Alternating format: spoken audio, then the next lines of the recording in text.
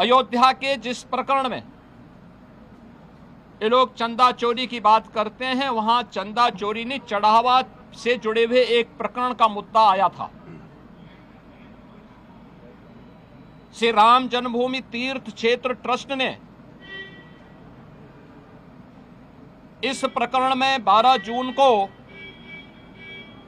उत्तर प्रदेश सरकार को एक पत्र लिखा कि कतिपय समाचार पत्रों और मीडिया में इस प्रकार की सूचनाएं आई हैं और हम चाहते हैं कि इस प्रकरण की एक एसआईटी बना करके जांच करवा दी जाए।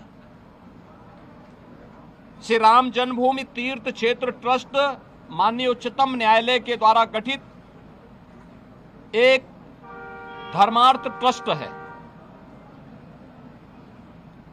राज्य सरकार इस मामले में कोई हस्तक्षेप बिना ट्रस्ट के आग्रह पर या माननीय न्यायालय के आदेश के बगैर कोई भी निर्णय नहीं ले सकती थी।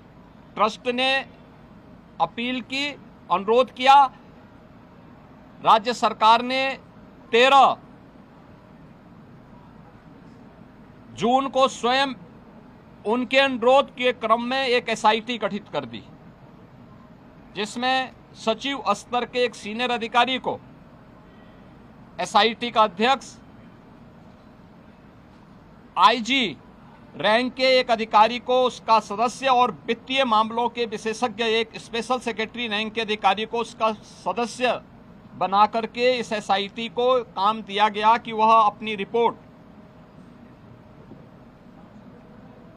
उपलब्ध करवाएं, जिससे हम ट्रस्ट को इसके लिए आगे की कार्रवाई के लिए कह सकें। 15 जून से कार्य प्रारंभ किया।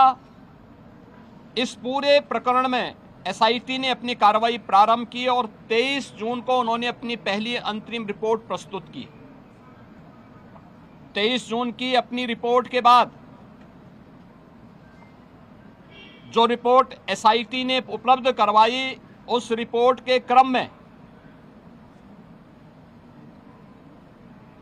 उत्तर प्रदेश सरकार ने ट्रस्ट को उसकी सिफारिशों को उपलब्ध करवाया और ट्रस्ट ने 25 जून को इस पर एफआईआर लॉन्च करवाया। अयोध्या में एफआईआर लॉन्च हुई। एफआईआर लॉन्च होने के बाद उपलब्ध साक्ष्य और प्रमाण के आधार पर कुल 8 लोग पकड़े गए, जिनमें 6 लोग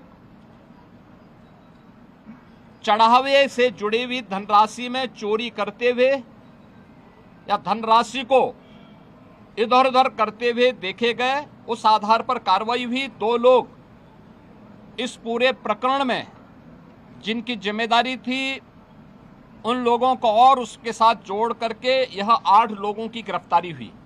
अभी एसआईटी की जांच चल ही रही थी कि माननीय उच्चतम न्यायालय में जो योजित एक पीआईएल थी, उसके तहत उच्चतम न्यायालय ने आगे की कार्रवाई के लिए एसआईटी के पुनर्गठन के साथ ही इस पूरे प्रकरण को अपनी देखरेख में आगे बढ़ाया। इस मामले में किसी भी साधु संत का कोई संलिप्तता प्रारंभिक जांच में एसआईटी की प्रारंभिक रिपोर्ट में कहीं भी नहीं पाया गया।